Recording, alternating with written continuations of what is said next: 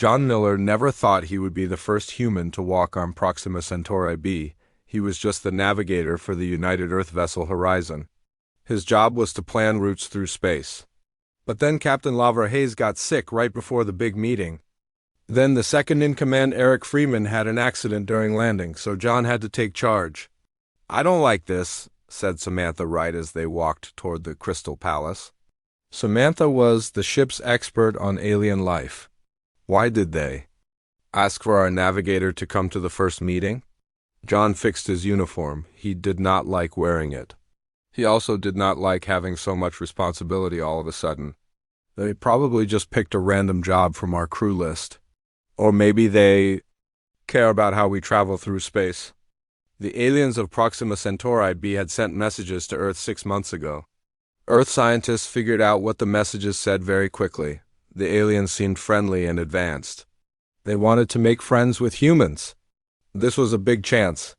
For Earth to meet nice aliens who had better technology, the palace doors opened without a sound. Inside was a big hall full of tall, thin beings. Their skin changed colors like rainbow puddles. Their eyes were large and almond-shaped with no pupils. Instead, their eyes looked like tiny moving galaxies. All the aliens bowed together when the humans walked in. At the far end of the hall, on a raised throne, sat their leader. This one wore more fancy decorations than the others.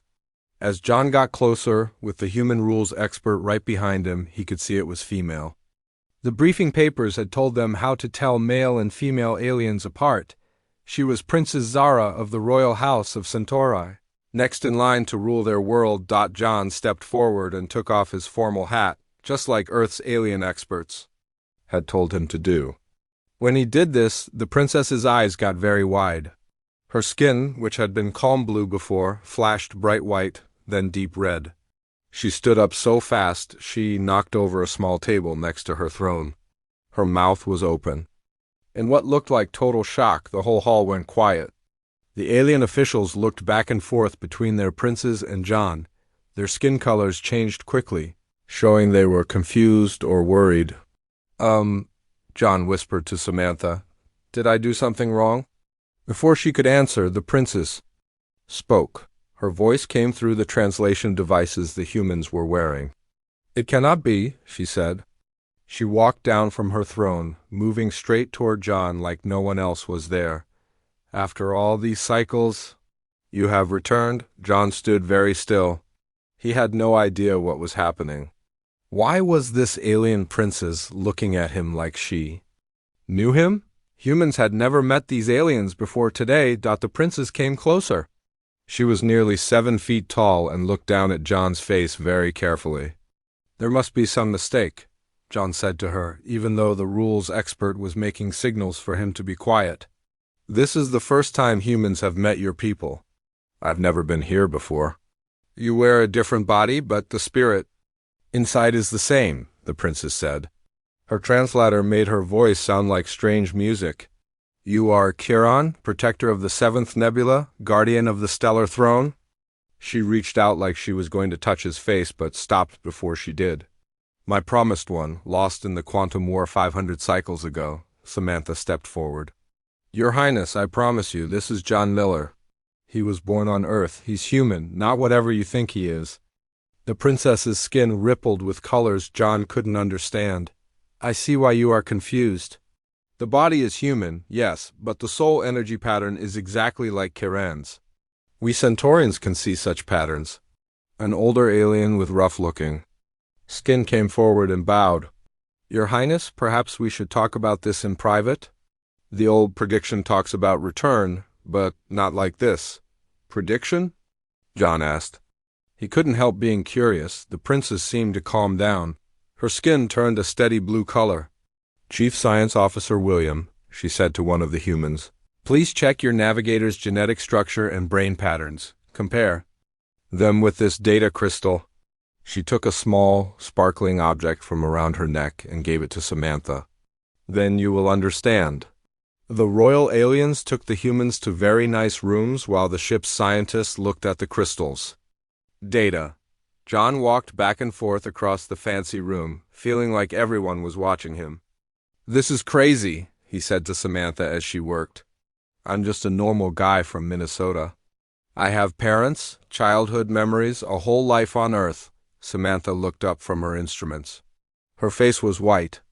"John, according to this data, your brain pattern is a 99.8% match to someone called Kieran who lived and supposedly died 500 years ago on this planet." "That's not possible," John whispered. "There's more," Samantha said. "According to their records, this Kieran person wasn't one of them. He was from another alien species that visited long before humans could travel in space. And he saved their entire world from being destroyed." That night, John had strange dreams. He saw battles among the stars. He saw weapons that tore holes in reality. He saw a last stand to protect a world of crystal cities. He woke up gasping for air, covered in sweat. Princess Zara was sitting in a chair across the room. Her skin gave off a soft glow in the dark. "You remembered something," she said. John sat up, holding his head. "Just dreams, stress dreams. Tell me about them." For some reason, John told her everything he had seen in the dreams. With each detail, the princess's skin got brighter. "The final battle of the quantum rift," she said when he finished. "You led our forces against the Void Collective. You gave your life to close the rift they had opened to our dimension." John shook his head. "That's not possible. I'm human. Born on Earth in 1998. "Your body is human," Zara agreed. "But Kieran's spirit is inside you? It's not like rebirth as some Earth cultures think of it. It's something else, a quantum echo, saved and moved across space when Kieran's body was destroyed." She stood and came closer to his bed, moving smoothly and gracefully. "We thought the prediction meant Kieran would come back in his original form. We never thought he might be born again as another species." "What prediction?" John asked again. "Kieran's last words, saved by our memory crystals. I will return when the stars align once more, when your people meet mine across the void." She tilted her head. "We thought it was just a saying. Now, I understand he meant it literally. He meant humanity." The next day, the alien scientists asked if they could do a deeper scan of John's brain. Captain Hayes, who was feeling better now, talked to them from the ship. She said it was a bad idea. But John said yes anyway. "I need to know what's happening to me," he told his crewmates. "And this is bigger than our mission now. If I really am somehow connected to their history, this could help both our peoples." The scanning was not painful, but it felt strange. John lay in a room filled with moving lights while alien scientists looked at screens he could not understand. Samantha stood nearby, checking his health signs and recording everything for Earth scientists. When it was done, the head alien scientist spoke to them both. His skin was pulsing with excited patterns. "The results are clear," he said. "Inside Navigator Miller's brain, we have found memory pieces that cannot be from a human. They are locked in Kieran's special pattern, sleeping until now." "Can you unlock them?" John asked slowly. "Yes," the scientist said. "But doing so means those memories would join with your own. You would still be John Miller, but you would also have Kieran's experiences in your mind." Samantha grabbed John's arm. "This is crazy. We don't know what that could do to you mentally." John looked at her, then at the waiting aliens. "If I have information that could help make better relations between our species, knowledge from someone they trusted, don't I have a duty to access it?" "You have no duty to do this," Princess Zara said, walking into the lab. "But if you choose this path, it may answer questions for both our peoples." John took a deep breath. "Do it." The memory joining process took 3 Earth days. John went in and out of being awake as the alien technology carefully unwrapped the locked brain patterns deep inside him. Each time he woke up, more pieces had put themselves together into real memories. A childhood on a world with 3 moons. Learning sciences humans did not know yet. Battles against enemies that were hard to describe. And through it all, memories of Zara younger, more wild, the daughter of the king he had sworn to protect. On the 4th day, John opened his eyes with the strange feeling of being both himself and someone else at the same time. The medical room was full of worried faces, both human and alien. "John?" Samantha asked carefully. "Are you okay?" He sat up slowly, his mind sorting and joining two sets of knowledge, two lifetimes of experiences. I'm still me, he said. But I remember being him too. Princess Zara stepped forward. Kiran? John smiled gently. Yes and no, Your Highness. I have his memories now, but I'm not him, not exactly. I'm John Miller, who carries Kiran's experiences and knowledge. The princess's skin dimmed slightly in what John now knew was disappointment. I understand, she said formally. Still, this event is very important for our people. With his new knowledge, John spent the next few days teaching both groups. To the humans, he explained alien biology, culture, and technology with an insider's view. To the aliens, he gave insights into humanity's journey to the stars. The chance of this happening randomly is impossible, he explained during a joint meeting. Kiran's spirit didn't just find me by accident. The quantum connection he used to close the rift somehow linked to Earth, specifically to my family line. My great-grandmother worked on early quantum experiments in the 2030s. Somehow, that created a path. As talks between the two groups went on, John found himself caught between two identities. In quiet moments, memories of a love between Kiran and a young princess came up, a relationship cut short by war. Yet he was still John Miller, with his own history, his own self. During a private dinner with the human group, Captain Hayes watched him carefully. How are you really doing with all this, John? He thought about the question seriously. It's strange. I have all these memories of advanced technology, of different worlds, of a different life, but they feel like a movie I watched rather than my own experiences. There's emotional distance. Except when it comes to the princess, Samantha said quietly. John's face got red. That's complicated. Kiran loved her. I respect her. Those are different things. Later that night, Princess Zara asked for a private meeting. They walked through royal gardens filled with plants that responded to feelings, blooming and changing as they passed. Your people will return to Earth soon, she said, with an agreement that will help both our worlds. Yes, John agreed. The first of many exchanges, I hope. She stopped beside a fountain of liquid that flowed up rather than down. And what about you, John Miller? Where do you belong now? It was the question he'd been asking himself for days. The alien scientists wanted to study him more. The Earth scientists wanted him to come back and share everything he had learned. The princess had not said it directly, but John could tell. She hoped he would stay. I don't know yet, John said honestly. Part of me wants to go home to Earth, but part of me feels connected to this world now. Because of Kiran's memories? She asked. Not just that, John said. Because what's happening here is important. Our two species meeting could change everything for both of us. I could help make sure it goes well.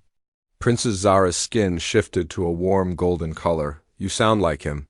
He always put the greater good first. Tell me about him, John said.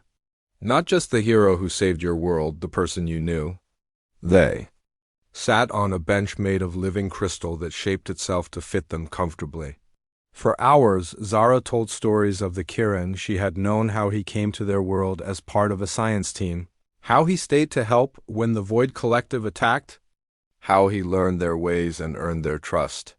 He made jokes no one understood, she said, her skin showing patterns of fond memory. He said it was because humor doesn't translate well between species, but he never stopped trying to make us laugh. John felt a strange echo of memory sitting in this same garden, trying to explain Earth jokes to a younger Zara. The last thing he said to me, Zara continued, before he flew into the quantum rift, was that some connections transcend physical form. At the time, I thought he was just trying to comfort me. Now, I wonder if he knew something like this might happen. You loved him, John said. It wasn't a question. Yes, she said simply, and he loved me. But that was 500 cycles ago. I have lived a long life since then, though our species ages slowly. I have not ruled my heart by a ghost. I'm not him, John said again. No, she agreed, you are not. But you carry a piece of him, just as I carry memories of him. Perhaps that is enough of a foundation to build something new, if not between us, then between our worlds. As they walked back to the palace, John felt more certain of what he needed to do. The mission would end soon. The humans would return to Earth with news of their new allies. Decisions would need to be made, and John Miller, who now carried the memories of two worlds, would have a unique role to play in what came next. The next morning, John woke up with a clear purpose. He walked straight to the meeting room where the human team was gathering. Captain Hayes looked up as he entered. "You look like you've made a decision," she said. "I have," John said. "I want to stay here for a while after you all go back to Earth. As our first ambassador." The room got quiet. Everyone looked at him with surprise. "That's a big step," Captain Hayes said carefully. "Are you sure this isn't Kieran's memories pushing you?" John shook his head. "I've thought about this a lot. With Kieran's knowledge and my human perspective, I can help both sides understand each other better. No one else can do what I can do." "Right now," Samantha frowned, "but you're not a diplomat. You're a navigator." "I'm both now," John said. "And more, I know this world's history, culture, and technology in ways no human could learn in years of study. I know what they fear, what they hope for. I can help make sure we start this relationship right." Captain Hayes thought for a long moment, then nodded. "I'll need to talk to Earth Command. But if they agree, and if the Centaurians want you to stay, I'll support it." Later that day, John met with the Alien Council. Princess Zara sat at the head of the table. Her skin was a formal blue color, showing no emotion. "The human ship will leave in 3 days," she said. "We have prepared the final agreements for both sides to sign." John stood up. "With your permission, Your Highness, I would like to request to stay on Proxima Centauri be after the ship leaves. As Earth's first ambassador to your world." The council members' skin flashed with surprise. They turned to look at Princess Zara. "And what does your captain say to this request?" Zara asked. "She is talking to Earth Command now," John said. "But she supports the idea. I believe I can help our worlds understand each other better." An older council member spoke up. "Because you carry Kieran's memories?" "Yes," John said. "But also because I am human. I can explain human ways to you and your ways to humans. I can be a bridge between our peoples." The council talked among themselves in their own language. John could now understand some words thanks to Kieran's memories, but they spoke too fast for him to follow completely. Finally, Princess Zara spoke again. "The council agrees that having you stay would be valuable. If your leaders approve, we will welcome you as Earth's ambassador." That evening, John got the news that Earth Command had agreed to his request. He would stay for 6 months, then they would send a proper diplomatic team to join him. The next day, John began to prepare for his new role. He asked for a small house near the palace where he could live and work. The aliens gave him a beautiful crystal building that changed to match his moods and needs. As he was setting up his new home, Princess Zara came to visit. She was alone, without her usual guards. "I wanted to see how you were settling in," she said. John showed her around the house. "It's amazing. The walls seem to know what I want before I do." "Our buildings are semi-conscious," she explained. "They form bonds with those who live in them." They sat in the garden area. The plants sensed their presence and bloomed with soft light. "May I ask you something personal?" John said. Zara's skin flickered with curiosity. "Of course." "After Kieran was gone, what did you do? How did you move forward?" Zara was quiet for a moment. Her skin shifted to a deep purple color that John now knew meant she was remembering the past. "I grieved for many cycles," she said. "Then I devoted myself to my duties as princess. I learned to lead, to judge fairly, to put the needs of my people first. I did not forget Kieran, but I learned to carry his memory without being weighed down by it."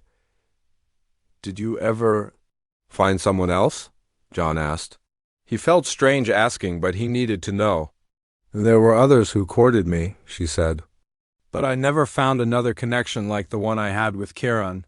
Perhaps that is why I never took the throne from my father when he offered to step down. Something in me was waiting." John felt uncomfortable. He wasn't Kieran, not really.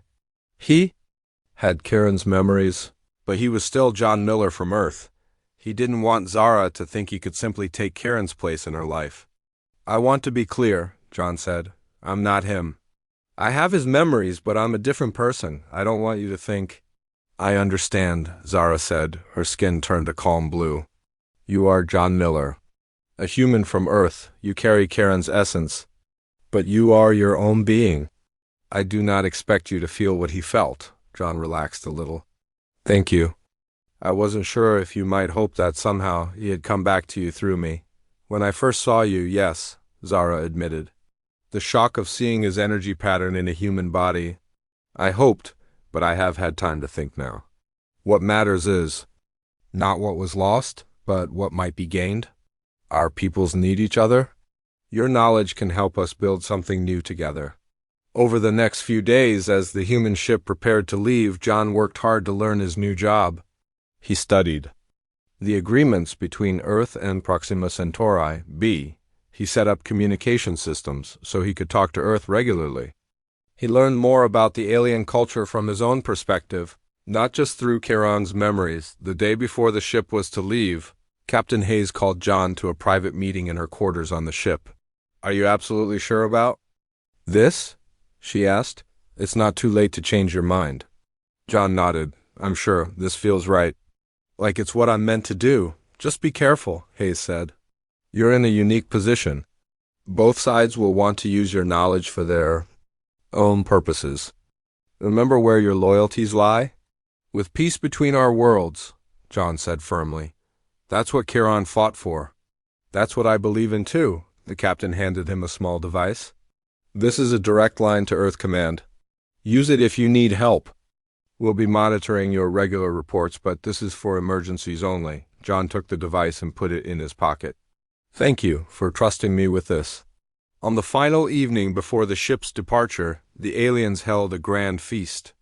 There was food for both humans and aliens. Music played that somehow pleased both species' ears. Speeches were made about the historic friendship that was beginning at the end of the night, as the humans prepared to return to their ship for the last time. John stood apart from them. He was no longer just part of the crew.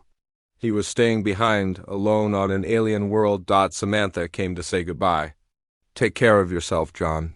Don't forget who you are." "I won't," he promised, "but I might discover more of who I can be." As the humans boarded their shuttle, John stood with Princess Zara and watched them go. Tomorrow the real work would begin. 2 months had passed since the human ship left. John was busy every day with his new job as ambassador. He sent weekly reports back to Earth. He met with alien leaders to discuss trade, technology sharing, and future visits.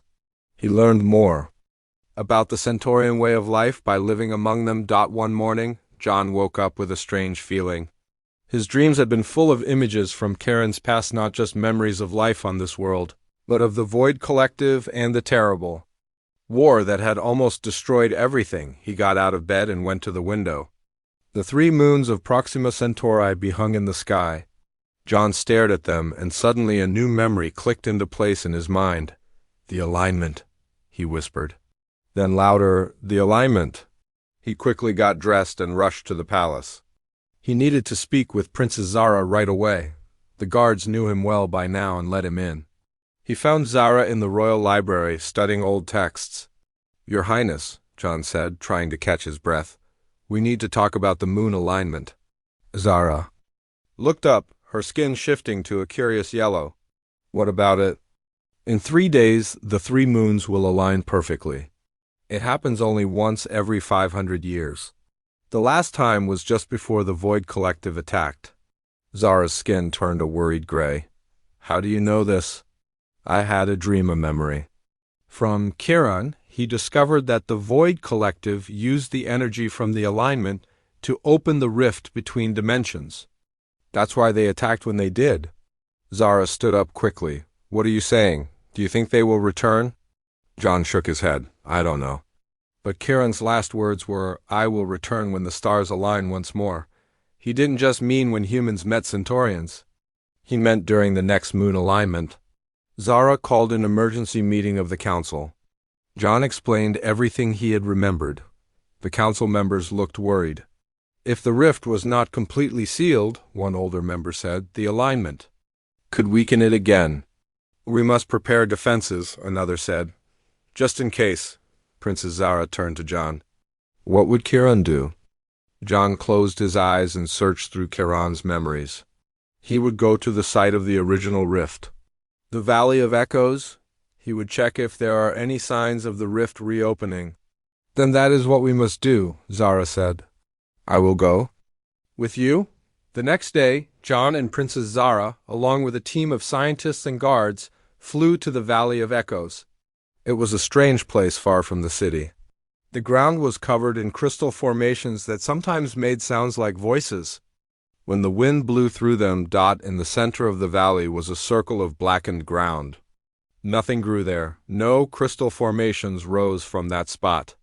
It was where the rift had been opened and closed 500 years ago. The scientists set up equipment around the circle. They began taking readings and measurements.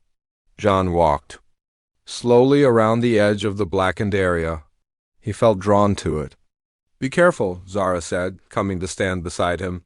The energy here is still dangerous after all this time. John nodded. I can feel it. It's like ... a pull, like it knows me. One of the scientists called them over. We're getting strange readings. There's an energy buildup happening. It's small now, but growing stronger as we get closer to the alignment. What does it mean? Zara asked. It could mean the rift is trying to reopen, the scientist said. Or it could just be a normal reaction to the moon alignment. John stared at the blackened circle.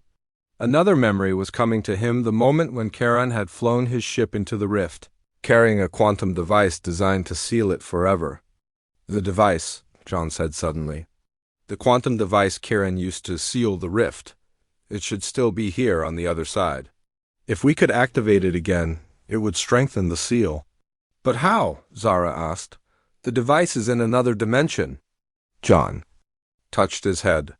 Kiran designed it to respond to his neural pattern, his consciousness, which I now carry. The scientists looked skeptical. One of them spoke up. Even if that's true, how would you activate it from this side of the rift? John thought hard, searching through Kiran's knowledge. We need to build a quantum resonance amplifier. It would let me send a signal through the weak spot in the rift. The device would receive it and activate. Can you design such a thing? Zara asked. John nodded. With Kiran's knowledge and your technology, yes, but we only have 2 days before the alignment. They worked non-stop. John drew plans and diagrams. The Centauran scientists and engineers built the parts. They barely slept. Time was running out. By the morning of the alignment day, they had built a strange-looking machine. It had crystal components and metal parts that glowed with energy. Will it work? Zara asked as they set it up at the edge of the blackened circle. I hope so, John said. According to the readings, the energy buildup is still increasing. Something is definitely happening with the rift. As the day went on, the sky changed color. The 3 moons moved slowly into position. The air in the valley felt heavy and charged with electricity. When the moons were almost aligned, the blackened circle began to shimmer. It looked like the air above it was rippling like heat waves rising from hot ground. It's starting, John said. We need to activate the amplifier now. He sat in front of the machine and placed his hands on 2 crystal orbs that served as the controls. The scientist had connected sensors to his head to read his brain patterns. I need to concentrate on Charon's memories of the device, John explained to Zara. The amplifier will send that pattern through the rift. Zara stood nearby, her skin a worried blue color. Be careful, John. We don't know what might come through if the rift opens wider. John closed his eyes and focused. He searched through his mind for Kiran's last memories, the design of the quantum device, the code to activate it, the feeling of flying into the rift. The amplifier hummed louder. The crystals in it began to glow brightly. John felt a strange, pulling sensation, as if something was tugging at his mind. Above the blackened circle, the air rippled more violently. Then, for just a moment, it seemed to tear open. Through the tear, John glimpsed another reality, a swirling chaos of energy and strange shapes. It's working! one of the scientists shouted. The quantum signature is being transmitted. John pushed harder with his mind, focusing Kieran's thoughts, sending the activation code through the rift. The tear in reality flickered, growing larger. For a moment, and then, from the other side, something responded. A pulse of energy shot back through the rift. It hit the amplifier, making it shake and spark. The rift began to close, the edges pulling together. The blackened circle stopped shimmering. The air returned to normal. John slumped forward, exhausted. Zara rushed to his side. "John, are you all right?"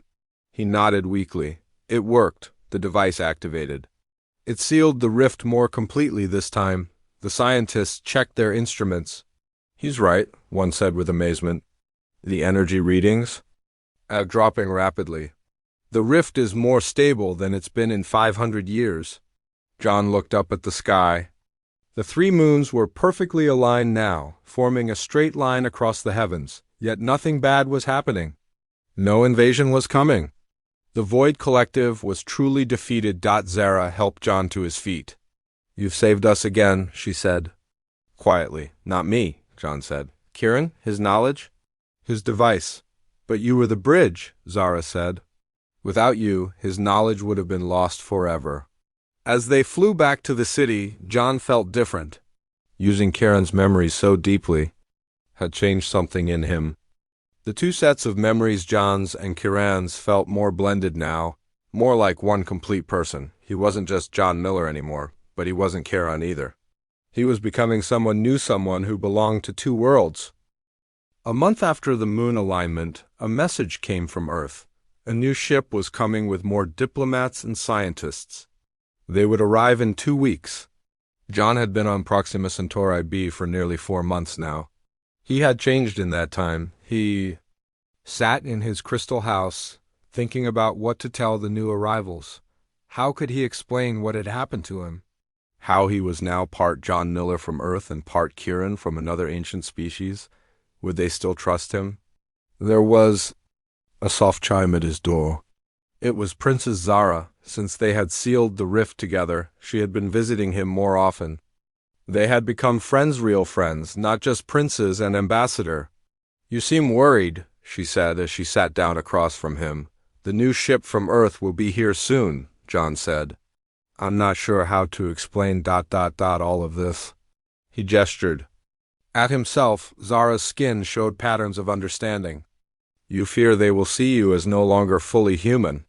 "Yes," John admitted, "or that they'll think I've gone native. That I can't represent Earth's interests anymore." "And what do you think?" Zara asked. "Can you still represent Earth fairly?" John thought about it. "I believe I can. Better than before, actually. I understand both sides now. I can see what will benefit everyone, not just one world or the other." "Then tell them that," Zara said simply. "Show them what you've accomplished. The trade agreements, the technology exchange plans, the cultural understanding you've built." John nodded slowly. "You're right. My actions should speak louder than my unusual situation." The next day, John received a request from the Royal Science Academy. They wanted him to look at something they had found in the old archives. Something related to Kieran. When John arrived at the academy, he was led to a secure room deep underground. Inside was a single crystal pedestal. On it sat a small device that looked like a star with 5 points. "We found this in a sealed container," the head scientist explained. "It was left by Kieran before the final battle." The container was programmed to open only after the rift was sealed for the 2nd time. John approached the device carefully. "What is it?" "We don't know. It has no power source we can detect.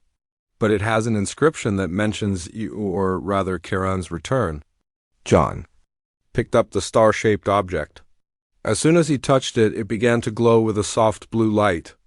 A hologram appeared above it, a 3-dimensional image of Kieran. It was strange for John to see the face from his memories standing before him. Kieran looked similar to humans in basic shape, but his skin had a subtle pattern, and his eyes were larger, with vertical pupils. "If you are seeing this message," the hologram said, "then my plan worked. My consciousness found a new vessel, and you returned to help the Centaurians when the moons aligned again. John stared at the image. It was like looking at a distant, relative familiar yet different.